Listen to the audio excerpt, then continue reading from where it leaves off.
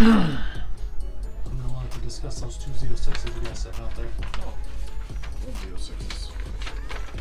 Did you video them?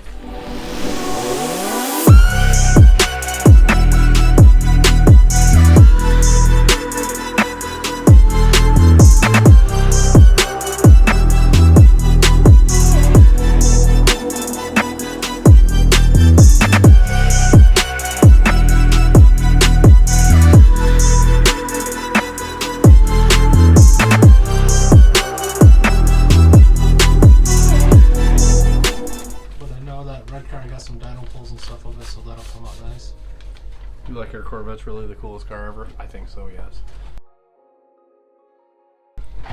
Whenever you're red eye. Just keep going. What is happening, guys? Welcome back to the channel. It's been a hot minute. We've been really busy. Dick's been polishing and ceramic coating his butt off, so he's busy every day after work with that, pretty much.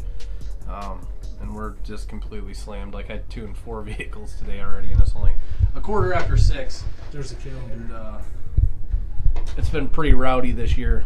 The last few years that I've been in business, I said no a lot and pretty much just had to get work for myself. But now there's 2 full-time guys, myself full-time, and then Dick part-time. So we got a lot more cars coming in and out, and a lot more planning and scheduling and stuff like that. But anyways, so Dick was going to do this video on like Corvettes and that red Corvette. That red Corvette we just had in here came here. It had ended up being originally built at Lingenfelter, I believe. And then somebody else had tuned it later and did some small things to it.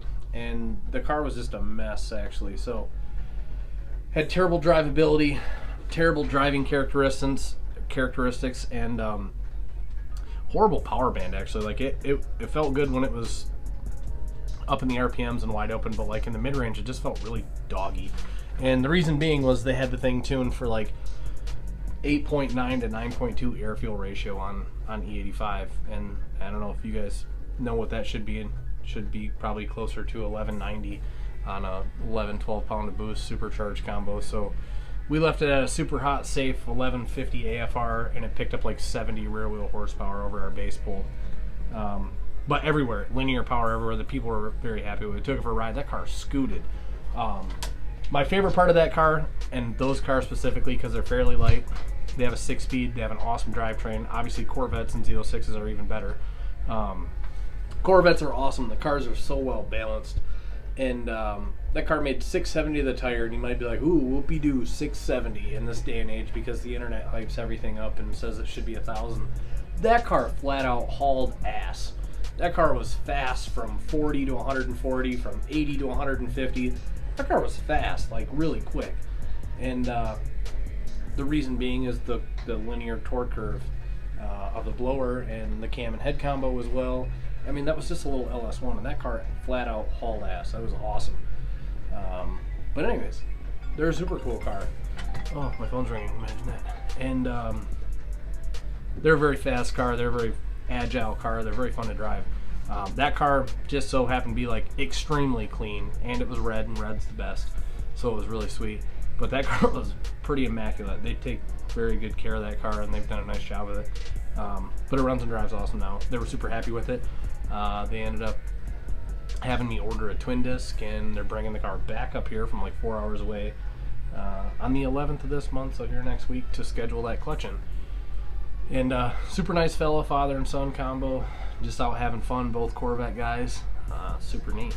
So it's cool to see father and son combos in the racing world. But yeah, to the next ones, we got 2 Z06s in here now, C6 Z06s. One of them we're doing a set of Brodix BR7 heads and a pretty good sized BTR camshaft. The other one we're doing a twin disc. The heads were already fixed, and there's my phone ringing because I didn't answer the other one. So then we're doing a twin disc, a bigger camshaft than what's currently in this Burgundy car, a lot of little fit and finish stuff, and then we're going to make that rip.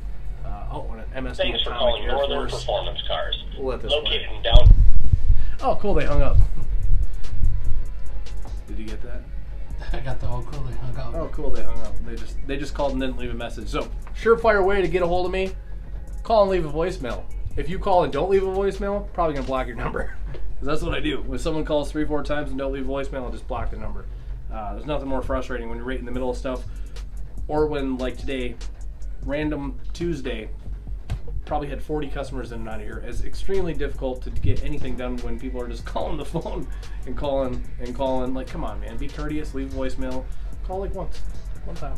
We will call you back, I promise. I do every time. Sometimes it might take a couple days, but I promise we'll call you back. Blow my phone up, I will not call you back. Never, ever, ever. So you can stay, CJ. CJ's camera shy. He's camera shy this one time, you know. I think since my video, Donkey videos. Yeah. Mexican donkey videos. He went to. If you guys didn't see on Facebook, they went to Mexico the other night, and CJ was in a donkey show. Heard about it, allegedly. Haven't seen it myself. But anyways. So the C6Zs are awesome. They're probably my favorite car in the whole world. I actually had a jackass friend of mine, Al Hurley, try to buy my red truck for like an astronomical amount of money in this market, because this market is crazy. And but anyways, he offered me about $41,000 for the red truck, and I should have sold it because it probably won't ever be worth that again in another market. I probably honestly have 40 grand into that truck plus the truck with 31,000 miles on it, so it would be extremely hard to replace it, and that's the only thing that held me up. Secondly, I thought to myself, I can finally buy a nice red Z06 C6Z. And then I thought to myself, then I'm going to spend 40 grand on a C06, and then I'm going to spend another 40 grand on that C06. And then I thought to myself, I just have myself a heavier automatic Z06 right now, and that's fine with me, so I just decided to keep it. But anyways, C6 Z06s are like, they're starting to get aged. Like, I jump in the interior now, and I'm like, wow, this is an old car. But minus the interior and lack of modern aesthetics in there, the C6 Z06 is the most raw driver car I've ever driven. Power on demand, all the way through the power band. 6 gears to choose from. Corners like crazy. Just ultimate car. I don't know. Maybe it's just me. Obviously, it's not just me. There's a lot of people that love those cars. But that is the ultimate car. Like, that car is just... If you got the simple modifications and make 575-ish wheel horsepower, that car flat out flies. It's a mid 10-second car, easy. Some of these guys doing 610, 620, and E85, they're running high nines in a full weight car. It's insane. Like Michael's car. Like Michael's car, yeah. Just awesome cars. Like, flat out fast. Flat out just raw. And there's nothing in this world that sounds as cool as a Z06 with a massive cam and heads. Anyways, we have two here. One's getting a cam and heads, the other one's getting a cam and a clutch.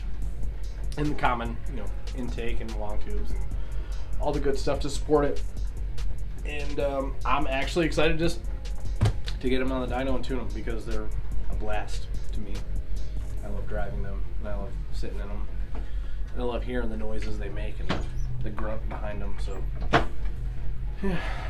How many Corvettes have you had come through the shop since you got the new location? I don't know, about a dozen Z06 C5s, 2 dozen base to fixed root coupes. But these are actually the first 2 C6Zs since we've been here, because it finally is getting nice outside, so guys are starting to bring them out again. We got a few G8s coming, a couple more Trans Ams, a couple more C6 LS3 cars. The common stuff.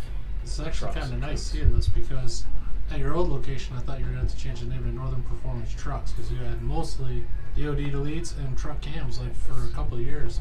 Commonly because that's what I would take, because they were fast for me to juggle everything. So it's the same thing like right now. We're doing a blower on Mike Joswiak's truck, and we're doing cam, heads, full stainless exhaust, blower, rear differential, fuel pump, fuel lines, flex fuel kit, and it's a big job for one person. Even like now, I was like, we got about a 4-day block to finish this truck, schedule wise, and we're already on the 6th day. So it's really hard to plan stuff, and that's why I didn't take on big jobs before, because they would just consume me and I'd never be able to finish them. And if I could, business wise, if you turn away 4 small jobs for one big job, you probably make half the money, because those 4 small jobs are going to be in and out, less headaches, less stress. It's weird. Like, for instance, now my overhead at this shop is literally 14 times more expensive. 14 times more money every single month. It's insane. So Mike's truck's something rare. you don't see too many of them SLP Silverados. No, it's an extremely nice truck. That's a really nice truck. It's very clean and been very well taken care of. He got super lucky when he bought that. I think he went North Carolina or South Carolina or something, picked it up and found it from an elderly gentleman, and that thing is mint. Yeah. That is an awesome truck. Somebody else is here in an F450 dropping something off. I have no idea what it is. So They're not on the schedule though, so. it's every day. You got people coming in and out. So don't forget to like, subscribe, follow Kenny, follow myself. Go to Northern Performance Cars, Northern Performance Shine. Give us both a like, follow.